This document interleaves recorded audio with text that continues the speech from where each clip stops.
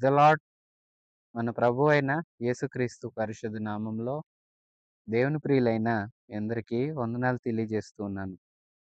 ప్రియ విశ్వాసులారా, ఈ సమయమందు మనం తీతుకు రాసిన పత్రిక 3వ అధ్యాయాన్ని ధ్యానం చేసుకోబోతున్నాము. ఈ అధ్యాయంతో ఈ పత్రిక ముగుస్తుంది. పౌలు గారు యువకుడైన తీతుకు రాస్తూ ఉన్నారు. తీతు క్రేతులో ఉన్నాడు. క్రేతు ద్వీపం మధ్యధరా సముద్రంలో ఉంది. ఆ ద్వీపాన అనేకులైన ప్రజల మధ్య యేసుక్రీస్తుకి ఒక పత్రికగా తీతు ఉండి సంఘాలను బలపరచాలి. స్థాపించబడిన ప్రతి సంఘాల్లో పెద్దల్ని, సంఘ క్రమాన్ని ఏర్పాటు చేయాలి. ఆ విషయాలన్నీ తెలియచేయడానికే పౌలు యువకుడైన తీతుకు ఈ లేఖను రాశారు. ప్రియవిశ్వాసులారా, ఈ 3వ అధ్యాయంలో సంఘము ఎలాంటి జీవితాన్ని అవలంబించాలి, సంఘంలో ఎలాంటి అధికారాలు, ఆధిపత్యాల విషయంలో ఎలాంటి జాగ్రత్తలు తీసుకోవాలని మొదటి అధ్యాయం, అలాగే క్రమశిక్షణ ఎలాగుండాలని తెలియచేస్తుంది. రెండవ అధ్యాయంలో సంఘంలో ఎలాంటి బోధ ఉండాలి, ఆ బోధ అన్ని వయస్కుల వారు ఎలా తీసుకోవాలి అని తెలియచేస్తూ ఈ 3వ అధ్యాయంలో సంఘం సత్క్రియల యందు ఆసక్తి కలిగి సత్క్రియలు చేసే సంఘముగా ఉండాలని, అలాగూ ఉండటానికి తన వంతు ప్రయత్నం తాను చేయడానికి, అందరికీ నేర్పించడానికి తీతు అక్కడ స్థానమందు నిలబెట్టబడ్డాడు. ఆ తీతుకి పౌలు గారు రాస్తూ ఉన్న మాటలివి.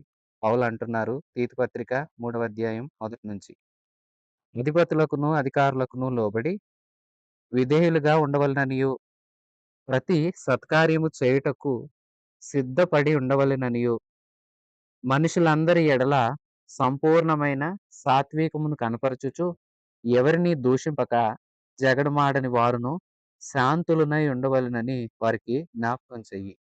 తీతు నా కుమారుడా, సంఘమైన అందరూ, సంఘంలో ఉన్న వారందరూ విషయాన్ని తెలుసుకొనండి. మనందరము మన పైనున్న అధికారులకు వారి అధికారానికి లోబడాలి.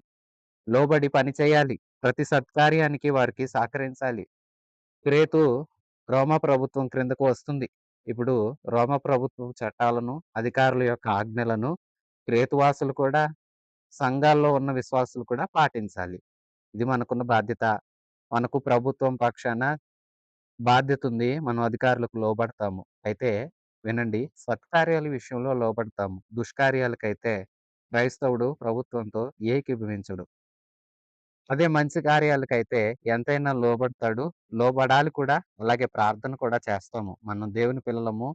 మన దేశపు యొక్క పరిస్థితులు, దేశాల యొక్క క్షేమం కోసం, అలాగే అధికారుల కోసం, నాయకుల కోసం మనం ప్రార్థన చేస్తాము. కార్యక్రమాల్లో సహకారాన్ని అందిస్తాము. అయితే దుష్కార్యాలకు సహకారం అందించము. ఉదాహరణకు పేతురుని, యోహాన్ని సభ మధ్యలో నిలబెట్టి యేసునామం ప్రకటించనేకూడదు అని ఖండితంగా ఆజ్ఞాపిస్తే వారన్నారు, మీ మాట వినటం న్యాయమా? మమ్మల్ని బ్రతికించిన, మాకు జీవమిచ్చి మనందరిని జీవింపచేస్తున్న దేవుని మాట వినటం న్యాయమా? ఎందుకంటే అది ప్రకటించాలి. అది వాళ్ళు చెప్పింది చెడ్డ కార్యం. దేవుణ్ణి ప్రకటించొద్దన్నారు. వాళ్ళు పూనుకున్నది మంచి కార్యం చేయడానికి. కాబట్టి అలాంటి సందర్భంలో ఎదిరించారు. కానీ అదే మంచి విషయాలకైతే క్రైస్తవులు కూడా, క్రీస్తు వారు కూడా సహకరిస్తారు. క్రీస్తు వారు కూడా సహకరించాలి. భారతదేశంలో ఉన్న మనం కూడా భారతదేశపు ప్రభుత్వానికి గౌరవం ఇస్తాము. అధికారుల కోసం, ప్రభుత్వాల కోసం ప్రార్థిస్తాము. మంచి కార్యాలకైతే చెయ్యందించాలి. దుష్కార్యాలకైతే మనం దూరానుండాలి. మంచి పనులు చెయ్యండి. మంచి పనులు చేయడానికి ఎప్పుడూ సిద్ధంగా ఉండండి. సామాజిక బాధ్యత మొదటి వచనం ప్రభుత్వాలకి, అధికారాలకి లోబడాలంటూనే, రెండో వచనంలో సామాజిక బాధ్యత కూడా కలవారమై ఉండాలి. తోటివారిని ప్రేమించాలి. ఎదుటివారి పక్షంగా మంచి పనులు చేయాలి. మనుషులందరి ఎడల సంపూర్ణమైన సాత్వికాన్ని కనపరచాలి. సాత్వికంతో ఎదుటివారిని మనం దేవుని యొద్దకు తీసుకురాగలుగుతాం. కోపంతో, ఉద్రేకంతో లేదా నోటి మాట చేత మనం ఎవరిని యేసు దగ్గరికి తీసుకొని రాలేము. యేసు దగ్గరకు ఎవరైనా రావాలంటే మన సాత్వికం, మనలో ఉన్న సాధు గుణం, అలాంటి మంచి సున్నితత్వమైన మనస్సాక్షిని మాటల్లోనూ, క్రియల్లోనూ మనం చూపిస్తే మన సాత్వికాన్ని చూసిన వారు యేసు దగ్గరకు రాగలుగుతారు. ఎవరిని ఎవరు దూషించొద్దు. జగడాలు పెట్టుకోవద్దు. శాంతంగా ఉండండి. అలాగుండాలని వాళ్ళందరికీ జ్ఞాపకం చెయ్యి. ఈ రెండో వచనం మరొకసారి చదువుతున్నాను. ఇదే తీతు పత్రికకు కీలక వచనం, మూల వచనం అని కూడా చెప్పొచ్చు. ప్రతి సత్కార్యము చేయుటకు సిద్ధంగా ఉండాలని మనుషులందరి ఎడల సంపూర్ణమైన సాత్వికం కనపరిచి, ఎవరిని దూషింపక, జగడమాడకుండా శాంతంగా ఉండాలని వాళ్ళందరికీ జ్ఞాపకం చెయ్యి తీతు. సంఘానికి చెప్పు. శాంతంగా ఉండాలి. గొడ గొడవలు పడొద్దు. తోటివారిని దూషించొద్దు. మనం చెడ్డ మాటలాడడానికి నోరు తెరవకూడదు. దూషణలు, బూతు మాటలు, అలాగే శాపనార్థాలు పెట్టడానికి క్రైస్తవుడు నోరు తెరవకూడదు. క్రైస్తవులమైన మనం దీవించడానికి, ప్రార్థించడానికి, మంచి మాటలు పలకడానికి, సహకారం అందించడానికి నోరు తెరవాలి. ఇంకా వ్యర్థమైన వేటికి నోరు తెరవకుండా ఉంటే ఎంత మౌనంగా ఉంటే అంత మేలు. ప్రియ విశ్వాసులారా, ఈ విషయాలు తీతుతో పౌలు గారు అంటున్నారు, సంఘానికి జ్ఞాపకం చెయ్యి. మూడవ వచనం నుంచి. ఎందుకనగా మనము కూడా మునుపు అవివేకులము, అవిధేయులము, మోసపోయిన వారమును, నానా విధములైన దురాశలకు, భోగములకు దాసులమై ఉండి, దుష్టత్వమందును, అసూయయందును కాలము గడుపుచు, అసహ్యులమై ఒకరినొకడు ద్వేషించుచు ఉంటిమి. గాని మన రక్షకుడైన దేవుని యొక్క దయయు, మానవుల ఎడల ఆయనకున్న ప్రేమయు ప్రత్యక్షమైనప్పుడు, మనము నీతిని అనుసరించి చేసిన క్రియల మూలముగా కాక, తన కనికరము చొప్పుననే పునర్జన్మ సంబంధమైన స్నానము ద్వారా పరిశుద్ధాత్మ మనకు నూతన స్వభావం కలగచేయట ద్వారా మనలను రక్షించెను. మనమాయన కృప వలన నీతిమంతులమని తీర్చబడి, నిత్య జీవమును గూర్చిన నిరీక్షణను బట్టి దానికి వారసులమగుటముకై ఆ పరిశుద్ధాత్మను మన రక్షకుడైన యేసుక్రీస్తు ద్వారా ఆయన మన మీద సమృద్ధిగా కుమ్మరించెను. ఈ మాట నమ్మదగినది గనుక దేవుని యందు విశ్వాసం ఉంచిన వారు సత్క్రియలు శ్రద్ధగా చేయుటయందు మనస్సుంచున్నట్లు నీవీ సంగతులను గురించి దృఢముగా చెప్పుచుండవలెనని కోరుచున్నాను. ఇవి మంచివియు, మనుషులకు ప్రయోజనకరమునై ఉన్నవి. ప్రియ విశ్వాసులారా, ఇంకా చాలా విషయాలు పౌలు గారు తీతుతో ఈ ముగింపు అధ్యాయంలో మాట్లాడుతున్నారు. తీతు, అందరికీ మంచి విషయాలు చెప్పు. అధికారులకు లోబడమను. అలాగే శాంతాన్ని వహించి, దోషం మాని, ఎదుటివారికి మేలు చేసే మంచి స్వభావం గలవారమై ఉండాలి. మేలు చేయడానికి సిద్ధంగా ఉండాలి. మంచి పనులు చేయడానికి సిద్ధంగా ఉండాలి. మనుషులందరి ఎడల సాత్వికాన్ని కనపరచాలి. ఎవరిని దూషించకూడదు. జగడమాడొద్దు. శాంతం వహించాలని జ్ఞాపకం చెయ్యి. అయితే ఒక విషయాన్ని గుర్తు చేసుకోండి. ప్రతివారు గుర్తు చేసుకోవాల్సిన అవసరం ఉంది తీతు. నేనైనా, నువ్వైనా మనందరం కూడా మునుపు అవిధేయులమే, అవివేకులమే. ఇప్పుడు యేసుకు వేరుగా ఉన్నాం. క్రీస్తు మనకు తెలీదు. అలాంటి దినాలలో మనం మోసపోయాము. అలాగే నానా విధములైన దురాశలు మనకున్నాయి. శరీరాశలున్నాయి. సుఖభోగాలయందు ఆసక్తి ఉంది. దాసులమైపోయాం. పాపానికి మనం బానిసలమైపోయాం. దుష్టత్వం ఉంది. అసూయ ఉంది. కుళ్ళు బుద్ధి. చూడండి, అలాంటి వాటి చేత కాలం గడుపుతూ అసహ్యులంగా ఉన్నాము. ఒకరినొకరం ద్వేషించాం. ఇది గతకాలం. యేసుక్రీస్తుని తెలుసుకోకముందు, యేసుక్రీస్తుని సొంత రక్షకుడిగా అంగీకరించకముందు పాపపు స్వభావంతోనే మనందరము భూమి మీద జన్మించాము. ఈ పాపపు స్వభావం మనలో ఇవన్నీ చేసింది. అవివేకాన్ని కలిగించింది. అజ్ఞానంగా నడిపించింది. ఎవరి మాట వినకుండా తృణీకరించాము. మోసపోతూనే వచ్చాము. లోకంలో ఉన్నది మేలనుకున్నాము. కానీ ఎప్పుడైతే యేసులోకొచ్చామో లోకమంతా ఏమైందో అది చీకటని తెలుసుకున్నాము. సుఖభోగాల మీద ఆసక్తి ఉంది. దురాశలు కలిగి ఉన్నాము. చెడ్డవారంగా ఉన్నాము. దుష్టత్వాన్ని జరిగించాము. అసూయ పడ్డాము. ఇలాంటి వాటితో కాలం గడుపుతూ అసహ్యంగా ఉన్నాం. ఒకరినొకరు ద్వేషించుకుంటూ ఉన్నాం. అయితే అది ఒకప్పుడు. ఇప్పుడు మన రక్షకుడైన దేవుని యొక్క దయ, మానవ ఎడల ఆయనకున్న ప్రేమ ఎప్పుడైతే ప్రత్యక్షమయ్యాయో, క్రీస్తు దయ, తండ్రి ప్రేమ మనకెప్పుడైతే ఈ రక్షకుడైన యేసుక్రీస్తు ద్వారా బయలుపరచబడ్డాయో, అప్పటినుంచి మనలో మార్పొచ్చింది. మనం నీతిని అనుసరించి చేసిన క్రియల వలన కాక, తన కనికరం చొప్పున పునర్జన్మ సంబంధమైన స్నానం పొందాము. తద్వారా ఇంకా యేసుని తెలుసుకున్నాము. యేసుని తెలుసుకున్నప్పుడు మనలో ఆశ కలిగింది. మార్పుకి ఆనాడే పునాది పడింది. ఎప్పుడైతే మార్పుకు సంబంధించిన పునాది హృదయమందు నిశ్చయించుకున్నామో, ఈ యేసుని నేను నా రక్షకుడిగా అంగీకరించాలని, ఆనాడు మన మనస్సు మారింది. ఇక దానిని వ్యక్తి శరీర క్రియల రూపంగా చూపడం కోసం వెళ్లి నీటి బాప్తిస్మం పొందాము. ఎప్పుడైతే బాప్తిస్మము పొందుతున్నామో, మనసు నిజంగా మార్చుకున్నామో, యేసులోనికి వచ్చామో, ఆనాడు పరిశుద్ధాత్మ దేవుని ద్వారా మీకు నూతన స్వభావం దయచేయబడింది. పైనేమో క్రియల రూపంగా బాప్తిసం పొందాం. అంతరంగంలోనేమో పరిశుద్ధాత్మ మనకు నూతన అనుభవాన్నిచ్చాడు. మన తీరు మారింది. మాట మార్చాడు. చూపు మార్చాడు. పద్ధతులను మార్చాడు. దైవ భయం మనలో కలిగించాడు. దేవుడున్నాడు, ప్రతిదీ చూస్తున్నాడు అన్న మాటలను మనకు నిత్యము జ్ఞాపకం చేస్తూ ఉన్నాడు. మనం దూషణలు ఆడకూడదని, మన నోరు పరిశుద్ధంగా ఉండాలని, చూపు పరిశుద్ధంగా ఉండాలని, మనం శరీరంతో జరిగించే ప్రతి క్రియలు పరిశుద్ధంగా ఉండాలని, సుఖాల పైన ఆసక్తి కాదు గానీ, దేవుని మీద ఆసక్తి ఉంచాలని. ఎందుకంటే, ఈ లోకంలో ఉన్నదంతా వ్యర్థమని, ఒకరోజు గతించిపోయేదని, మనకు పరిశుద్ధమైన నగరం ఒకటున్నదని ఎప్పుడైతే మనం తెలుసుకున్నామో, ఆయన దయ, ప్రేమ మన పైన ఎప్పుడైతే ప్రత్యక్షమయ్యాయో, అప్పుడు మనం క్రియల రూపకంగా కాదు, ఏవో 4 క్రియలు చేసి మార్పు నొందలేదు మనం. దేవుని యొక్క ఉచితమైన కృప చొప్పున, కనికరం చొప్పున మనం బాప్తిస్మం పొంది నూతన స్వభావం ధరించుకున్నాము. ఇప్పుడు ఆయన కృప వలన నీతిమంతులుగా మనం తీర్చబడ్డాము. ప్రియ విశ్వాసులారా, రక్షణ కోసం అంతా యేసే చేశాడు. నీవు నేను ఏ వెల చెల్లించలేదు. ఏ భారాన్ని మోయలేదు. యేసే తన మహిమను వదులుకున్నాడు.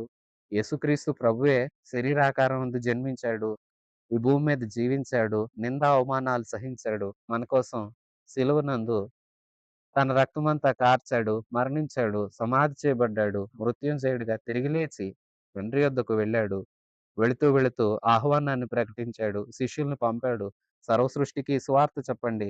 నమ్మిన వారందరిని నేను రక్షించుకుంటాను. నా పిల్లలవుతారు. నా మీద విశ్వాసం మీ మాటలు నమ్మిన వారు నన్ను విశ్వసిస్తారు. విశ్వసించిన వారందరూ రక్షింపబడతారు. బాప్తిసం పొందుతారు. నూతన స్వభావం గలవారై నూతనంగా జీవిస్తారు. తద్వారా నా రాజ్యానికి వారసులవుతారు. మీరెళ్ళండి, ప్రకటించండి అన్నాడు ప్రభు. ఆ దిశగానే శిష్యులు ప్రపంచ దేశాలు తిరిగారు. సువార్త మనకు అందింది. మనం నమ్మాం. ఇందులో మనమేం చేసాం? అంతా చేసింది యేసయ్యే కదా!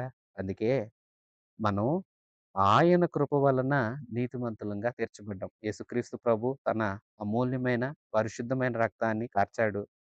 కార్చిన రక్తం ద్వారా మన పాపాలు కడగబడుతున్నాయి. ప్రభు దగ్గరకొచ్చి మనం ఒప్పుకుంటే చాలు. ప్రియ విశ్వాసి, చూసావా? నీవు నేను చేయాల్సిందేమీ లేదు. ప్రభూ, నేను పాపిని. నీవు నా రక్షకుడుగా ఉండు. నా మనస్సు మార్చు అంటూ మన మనసును మార్చుకుని పాపపు స్వభావాన్ని విడిచిపెట్టి, ప్రభు గత కాలమందు నేను ఇలాగ బ్రతికాను. వాటిని ఒప్పుకుంటున్నాను. విడిచిపెడుతున్నాను. ఇక అలాగ జీవించను అని చెప్పి ఒక తీర్మానం తీసుకోవడమే నీవు నేను చేయవలసిన పని.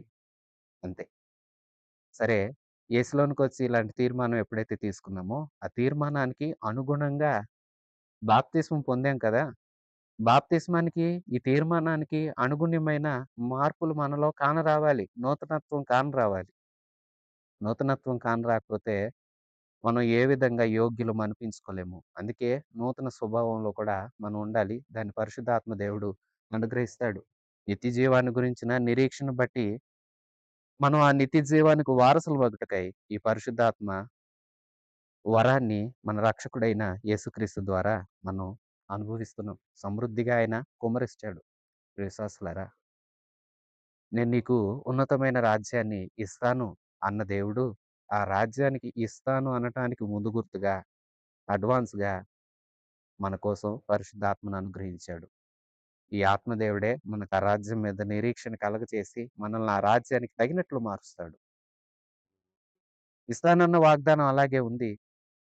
ఆ వాగ్దానాన్ని నీవు నేను స్వతంత్రించుకోవడం కోసమే పరిశుద్ధాత్మ మనందరికీ అనుగ్రహించబడ్డాడు. ఈ ఆత్మ ద్వారా మనం రక్షించబడుతున్నాం. ఈ ఆత్మ ద్వారా నూతనంగా మారుతున్నాం. దినదినం రూపాంతరపు అనుభవంలోనికి ప్రవేశించగలుగుతున్నాం. రోజు రోజుకి మన తీరు మారుతుంది. మాట మారుతుంది. అయితే లోకస్తుల్లాగా మారకండి. క్రీస్తు పిల్లల్లాగా దినదినం క్రీస్తులాగా మారండి. అదే మనం చేయాల్సింది. తీతు, ఇవన్నీ వాళ్ళకి చెప్పు. గతంలో అయితే నిజమే అవిధేయులం, అయోగ్యులం. ఇప్పుడైతే అలా కాదు. మనకు క్రైస్తవులం మనం. మనం సత్కార్యాలు చేయాలి. ఈ సత్కార్యాలు మనం చేయాలంటే మనం నీతిమంతులం అవ్వాలి. నీతిమంతులే మంచి క్రియలు చేస్తారు. దుష్టులు మంచి క్రియలు ఎలాగ చేస్తారు? సరే, నీ నీతి ద్వారా కాదు, దైవ నీతి ద్వారా నీవు మంచి క్రియలు చేయాలి. దేవుని నీతిమంతుడిగా దేవుని ద్వారా నీతిమంతుడిగా నీవు నేను తీర్చబడి, మనం మంచి కార్యాలు చేయాలి. మునుపు మన జీవితం బాలేదు. మునుపు మనం పాపంతో ఉన్నాము. పాపం వలన వచ్చే ఫలితం మరణం. ఆ మరణాన్ని తప్పించడానికి క్రీస్తు తన మరణం ద్వారా మన మరణాన్ని తప్పించాడు. మనకు నిత్య జీవాన్ని వాగ్దానం చేశాడు. ఈ వాగ్దానాన్ని మనం స్వతంత్రించుకుంటున్నాం. వారసులం అవ్వటానికే ఆత్మను మనకు అనుగ్రహించాడు. ఈ ఆత్మదేవుడు నిన్ను నన్ను అలాగూ క్రీస్తుకు నచ్చేలాగా మారుస్తున్నాడు, రూపుదిద్దుతున్నాడు. ప్రియ విశ్వాసి, మరి ఈ యేసుక్రీస్తుకు నచ్చే బిడ్డగా దినదినము రూపాంతరం చెందుతున్నావా? యేసుక్రీస్తుకు నచ్చే బిడ్డగా నీవు రోజు రోజుకి మారుతున్నావా? ఆయన కృప వలన రక్షించబడిన మనం సత్కార్యాలు చేయడానికి మనం ముందు సిద్ధంగా ఉండాలంట. ఇక్కడేమో 2 మనకు అలాంటి మనస్సుండాలంట. ప్రతి సత్కార్యం చేయడానికి మనకు మంచి మనస్సు కావాలి. ఈ మాట నమ్మదగినది గనక దేవుని యందు విశ్వాసము ఉంచినవారు సత్క్రియలు శ్రద్ధగా చేయుటయందు మనస్సుంచినట్లు నీవు ఈ సంగతుల గురించి వారికి చెప్పు. అంటే సంఘానికి చెప్పమంటున్నాడు. మునుపు మన స్థితి వేరు. ఇప్పుడు మన స్థితి వేరు. మునుపు మనం చెడ్డ కార్యాలెల్లా జరిగిస్తూ వచ్చాము. ఇప్పుడు మరి మారామంటున్నాం కదా! క్రీస్తు పిల్లలమంటున్నాం కదా! అంటున్నామంటే మార్పు కనిపించాలి కదా!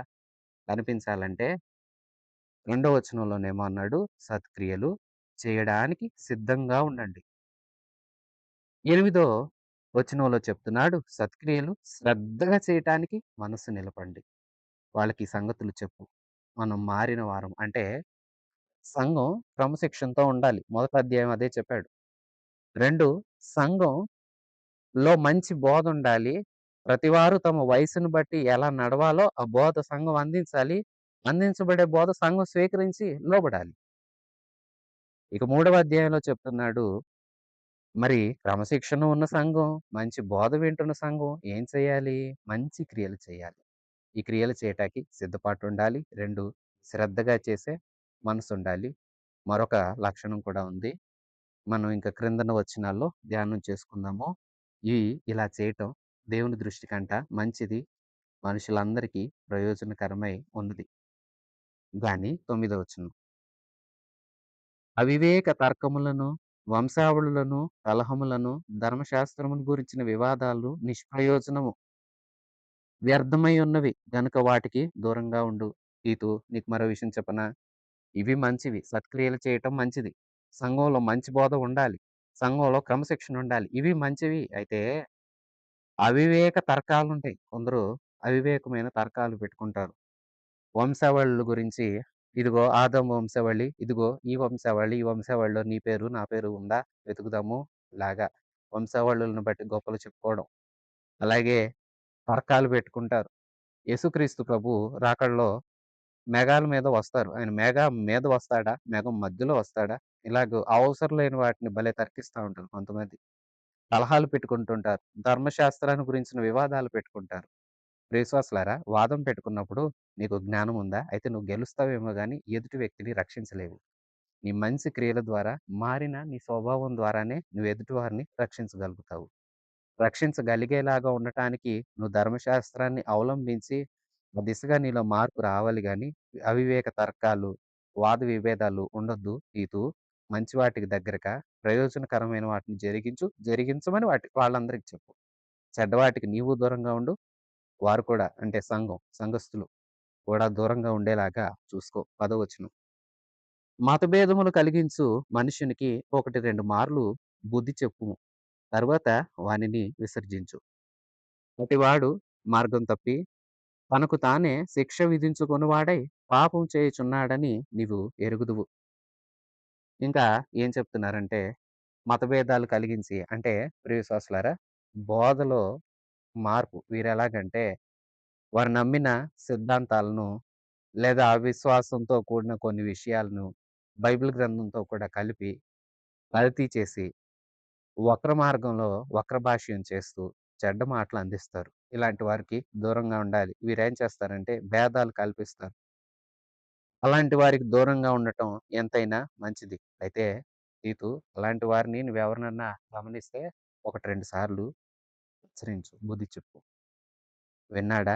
దీవించబడతాడు. మార్గం తొలగలేదో, ఆ మార్గాన్ని విడవకుండా నీ మాట వినకుండా ఉన్నాడో తనకు తానే శిక్ష తెచ్చుకుంటాడు. కాబట్టి నీవు ప్రేమతో హెచ్చరించు. వినకపోతే ప్రేమతో విసర్జించు. వెలివేయమని కాదు గానీ, తన విషయంలో ఇక మౌనంగా ఉండు. ఏమి పట్టించుకోనట్లు ఉండు. మారాడా దేవుని రాజ్యంలో స్థానం సంపాదించుకుంటాడు. మారలేదా శిక్షకు పాత్రుడవుతాడు. నీవు చేయవలసిందేమీ లేదు. నీ పనేంటంటే 1కి 2 సార్లు నీవు మంచి నేర్పించే ప్రయత్నం చెయ్యి. బుద్ధి చెప్పే ప్రయత్నము చెయ్యి. తెలివి నేర్పే ప్రయత్నం చెయ్యి అని తెలియచేస్తున్నాడు. ప్రియ విశ్వాసులారా, అలా చేయకపోతే వాళ్ళే శిక్ష తెచ్చుకుంటారు. అది నీకు తెలుసు కదా! అంటున్నాడు. 12వ వచనం నుంచి. నికోపొలిలో శీతాకాలం గడపవలెనని నేను నిర్ణయించుకున్నాను గనుక నేను అర్తెమానైనా, తుకికునైనా నీ యొద్దకు పంపినప్పుడు అక్కడికి నా యొద్దకు వచ్చుటకై ప్రయత్నం చెయ్యి. ధర్మశాస్త్రవేది అయిన జేనాను, అపొల్లోను శీఘ్రముగా సాగనంపుము. వారికేమీ తక్కువ లేకుండా చూడుము. మన వారును నిష్ఫలులు కాకుండు నిమిత్తము అవసరమును బట్టి సమయోచితముగా సత్క్రియలు శ్రద్ధగా చేయుటకు నేర్చుకొన వలెను. నా యొద్ద ఉన్నవారందరూ నీకు వందనములు చెప్పుచున్నారు. విశ్వాసమును బట్టి మమ్మను ప్రేమించు వారికి కూడా మా వందనములు చెప్పుము. ప్రియ విశ్వాసులారా, ఇంకా పౌలు గారు మాట్లాడుతున్నారు. తీతు, నేను నికోపొలికి వెళుతున్నాను. శీతకాలం అక్కడే ఉండాలని నేను కోరుకుంటున్నాను. నీ దగ్గరికి అర్తెమాను గాని, తుకికును గాని పంపిస్తాను. తుకికు ఎఫెసుకి పంపబడ్డాడు. ఈ అర్తెమాను క్రేతుకు పంపించాడు పౌలు. వారు నీ యొద్దకొచ్చినప్పుడు వారినక్కడుంచి, నీవు నా దగ్గరికి రావటానికి ప్రయత్నం చెయ్యి. నా కుమారుడా, నేను నిన్ను చూడాలని ఆశిస్తున్నాను. అంతేకాదు, చూడటమే కాదు, అవసరమైతే తీతుని మరొక ప్రాంతానికి పంపుతాడు పౌలు. పౌలు గారికి కొందరు సేవలో సహకారులున్నారు. వారిని పౌలు ఏ ప్రాంతానికి పంపితే వారు అలాగు వెళతారు. వర్తమానం పంపుతాను. తుకీకు వీరిరువురిలో ఎవరో ఒకరు వచ్చే అవకాశం ఉంది. వారిని నీ దగ్గరికి పంపినప్పుడు లేదా ఇద్దరు వచ్చి అక్కడి నుండి మరొక చోటకి ఒకరు వెళ్ళిపోయి ఒకరు ఉండాల్సొచ్చినా ఎలాగైనా సరే వారక్కడికొచ్చినప్పుడు వారిని నువ్వు కనుగొని వారికి బాధ్యతలు వారు చూసుకుంటారు. నీవైతే నా దగ్గరకొచ్చే ప్రయత్నం చెయ్యి. నేను నికోపోలిలో ఎదురు చూస్తూ ఉంటాను. అలాగే ధర్మశాస్త్రి వేది అయిన జేనాను, అపొల్లో. జానాడోరస్ అనే వ్యక్తి, అలాగే అపొల్లో. వీరు అంతకుముందు క్రేతులో పరిచర్య చేశారు. ఇప్పుడు పరిచర్య చేసిన వారిని మీరు సంఘము సాగనంపండి. అంటే వారింకా ముందుకు వెళతారు. అపొల్లో సువార్తికుడు. ఆయా ప్రాంతాలు సంచారం చేస్తాడు. ఈ అపొల్లో కొరింథులో కూడా పరిచర్య చేశాడు. కొరింథులో పరిచర్య చేసినప్పుడు మనం చూస్తాము. కొరింథు విశ్వాసులు మేము అపొల్లో వారము, మేము కేఫా వారము అలా చెప్పుకుంటుంటంటే పౌలు ఖండించాడు. ఎవరు అపొల్లో? ఎవరు కేఫా? వీరా మీకోసం ప్రాణం పెట్టింది? క్రీస్తు కదా! అంటారు చూడండి. ఈ అపొల్లో అకుల, ప్రిస్కిల అనే దంపతుల ద్వారా సత్య సువార్తను నేర్చుకొని, ఆ తర్వాత ఆ సువార్త పరిచర్య చేయడానికి ముందుకు ఆయా ప్రాంతాలకు సాగుతూ ఉన్నాడు. ఇప్పుడు ప్రస్తుతం క్రేతులో ఉన్నాడు. క్రేతులో ఉన్న అపొల్లోను, జానాను మీరు పంపించండి. శీఘ్రంగా సాగనంపండి. అయితే వాళ్ళ ప్రయాణానికి గాని, వాళ్ళు ఇప్పటి వరకు అక్కడ ఉన్నారు కాబట్టి, వాళ్ళకేం తక్కువ లేకుండా చూసుకొని పంపించండి అని చెప్తున్నారు. ఇంకా మనవారు 14 వచనంలో అంటున్నారు. మనవారు నిష్ఫలులు కాకుండా, మనవారు అంటే సంఘంలో ఉన్న వారందరూ. దేవుడిని నమ్మిన వారందరూ. మనవారెవ్వరు నిష్ఫలులు కాకుండా నిమిత్తం అవసరాన్ని బట్టి సమయోచితంగా సత్క్రియలు చేయడానికి శ్రద్ధగా నేర్చుకొనండి. చూసారా విశ్వాసులారా? ఈ అధ్యాయంలోనే సత్క్రియలు చేయడానికి సిద్ధంగా ఉండమన్నాడు. సత్క్రియలు చేయడానికి మనసు పెట్టమన్నాడు. ఇప్పుడు సత్క్రియలు చేయడానికి నేర్చుకోమంటున్నాడు. సత్క్రియలు సాధనం చేయటం ద్వారా నేర్చుకోగలుగుతాం. మంచి క్రియలు వెంటనే అందరూ చేయలేరు. అయితే మంచి క్రియలు చేయడానికి కూడా మంచి మనసు కావాలి. దానికోసం క్రమక్రమంగా నేర్చుకోవాలి. యేసుక్రీస్తు ప్రభువు అన్నాడు, "నేను మీ చేత ఏర్పరచబడలేదు. కానీ మీరు నాలో ఉండి ఫలించినట్లుగా నేను మిమ్మల్ని ఏర్పాటు చేసుకున్నాను" అన్నాడు. తీగతో ఉంటే ఫలాలు ఫలిస్తాం. ద్రాక్షవల్లితో ఉంటే తీగలు ఫలిస్తాయి. తీగ వేరైపోతే ద్రాక్షవల్లిలో నుండి వేరైపోయినప్పుడు ఫలించలేదు కదా! ద్రాక్షావల్లిని నేను, తీగలు మీరు. నా యందుంటే మీరు బహుగా ఫలిస్తారు అని యేసు ప్రభువు చెప్పారు. నిష్ఫలులుగా మనం ఉండకూడదు. అంటే ఫలం లేని వారుగా ఉండకూడదు. ఫలం లేని ప్రతి చెట్టు నరకబడి అగ్నిలో వేయబడుతుందని లేఖనాలు సెలవిస్తుంది కదా! అందుకే మనం ఫలాలు లేని వారంగా కాదు, ఫలాలు ఫలించాలి. ప్రేమ, సంతోషం, సమాధానం, దీర్ఘశాంతం అనే ఆత్మ ఫలాలున్నాయి కదా!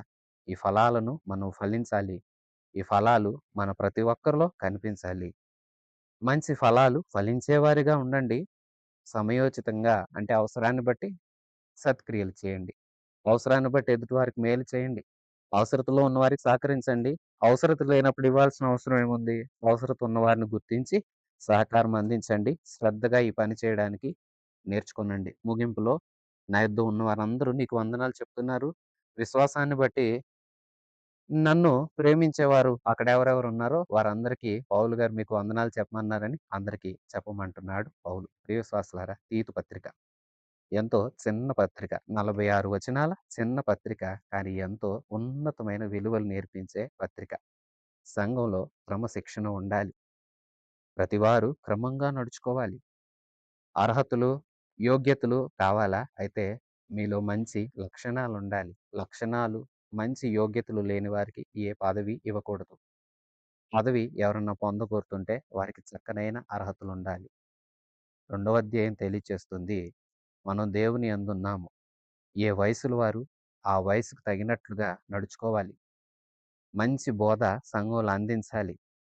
అందించబడే బోధకు విశ్వాసులందరూ ఏ వయసుల వారికి ఏది, ఏ మాటలు దేవుడు అందిస్తున్నాడో సేవకుల ద్వారా ఆ మాటలకు లోబడాలి. వాక్యానుసారమైన జీవితం జీవించాలి. మూడవ అధ్యాయం తెలియచేస్తుంది. సంఘం సత్క్రియలు చేయాలి.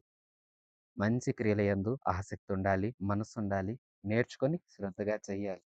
ప్రియ విశ్వాసులారా, యేసుక్రీస్తు ప్రభువు మనల్ని రక్షించిన విధానాన్ని కూడా మనం ఈ పత్రికలో ఎంతో చాలా వివరంగా అర్థం చేసుకుంటాము. ప్రభువు మన కోసం త్యాగం చేశాడు. మన కృపచేత మనం రక్షించబడతాము. క్రమశిక్షణతో మనం బ్రతకాలి. కృపచేత రక్షించిన క్రీస్తుకు నచ్చేటట్లుగా మనం మారాలి. క్రీస్తు త్వరగా వస్తాడు. వచ్చే నాటికి యేసు కోరిన మంచి లక్షణాలు నీలో, నాలో చక్కగా కనిపించాలి. ఒకవేళ కనిపించిన వారినే ఆయన తీసుకొని తన రాజ్యంలో వారసులుగా చేస్తాడు. మంచి లక్షణాలు కనబడిన వారందరూ, ఫలాలు లేని వారందరూ, సత్క్రియలు చేయని వారందరూ యేసుక్రీస్తు అనుగ్రహించిన ఉచితమైన కృప చేత విశ్వాసం ద్వారా రక్షించబడని వారందరూ శిక్షకు పాత్రులు. ప్రియశాసి, కృప నేటికి ప్రత్యక్షమైంది. కృప సత్య సువార్తను బోధిస్తూ ఉంది. కృప నిత్య జీవాన్ని గురించిన వాగ్దానం మనకు అనుగ్రహించింది. ఈ కృపను పొందిన నీవు విశ్వసించి కృప ద్వారా రక్షించబడ్డావా? రక్షించబడితే దేవుని రాజ్యంలో నిత్యానందంలో నీవుంటావు. రక్షించబడకుండా, సత్క్రియలయందు ఆసక్తి లేకుండా, సంఘంలో ఎలా జీవించాలో అలా కాకుండా లోకస్తుల వలె జీవిస్తే విడవబడతాము. విడవబడే వారి మీదకు నిత్య నాశనము, నిత్య శిక్ష, నిత్య నరకాగ్నిలో మనం పారవేయబడతాము. అక్కడ అగ్ని ఆరదు, పురుగు చావదు, నిత్యము కాలుతూ ఉంటాము. ప్రియ విశ్వాసులారా, నరకానికి పాత్రులము కావాలని కాదు గాని నిత్య జీవానికి పాత్రులము కావాలని ప్రభువు కోరాడు. కోరాడు గనుకనే తన మహిమను విడిచాడు. మహిమను విడిచిన దేవుడు మహనీయుడు. మరణించి తిరిగి లేచాడు. తిరిగి లేచిన దేవుడు తన శిష్యుల్ని పంపాడు. శిష్యుల ద్వారా సంఘాన్ని స్థాపించాడు. ఆ సంఘంలో నీవు నేను పాలి భాగస్థులమయ్యాము. ఇప్పుడు సంఘంలో క్రమశిక్షణతో మనం నడవాలి. సంఘంలో బోధ వినాలి. సంఘమందున్నాము గనక, క్రీస్తు పిల్లలం గనక మనం మంచి క్రియలు చేయాలి. అలాంటి మంచి జీవితాన్ని ప్రభు మనందరికి అనుగ్రహించును గాక. ఈ పత్రికలో విన్న మాటలన్నీ ప్రభు మన అందరి హృదయాల్లో స్థిరపరిచి మహిమ కలిగిన ఆయన రాకడకు మనందరినీ సిద్ధపరచును గాక. ఆమెన్. మన ప్రభు అయిన యేసయ్య కృప, తండ్రి అయిన దేవుని పరమ ప్రేమ, పరిశుద్ధాత్మ దేవుని సన్నిధి సహవాసము మనందరికీ సదాకాలం తోడై ఉండి నడిపించును గాక. ఆమెన్.